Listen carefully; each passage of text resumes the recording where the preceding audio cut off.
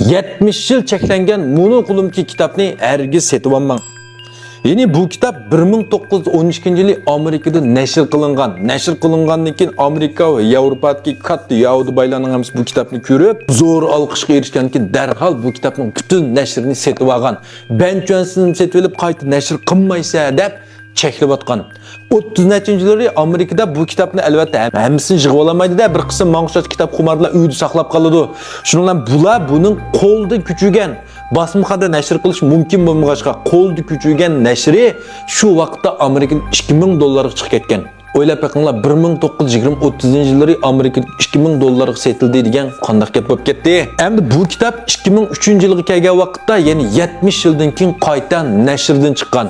Bu kitobni biz taniydigan dunyodagi eng katta boyning birisi bo'lgan Bill Gates o'qigandan keyin maktabdan chiqinib, o'zining igligini tiklab, bugungi buyuk shirkat Microsoft shirkatini qurgan.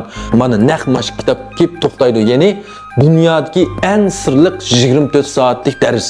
Jo'un Chang ma'lumotlar leksiyasini anglaganlar ko'p anglagan bo'lishi mumkin. Mana bugun bu kitobni men o'zimning fansilariga olib keldim. Seri qarab qarsanglar qadi kitob jo'nishur deb faqat mening fansilarimga oldin 500 talni sizlar o'ylab baxmagan bahada bahasini maya devatmay bo'lmasa pul azonga deb kitob qiziqmaydiganlarni evamsin.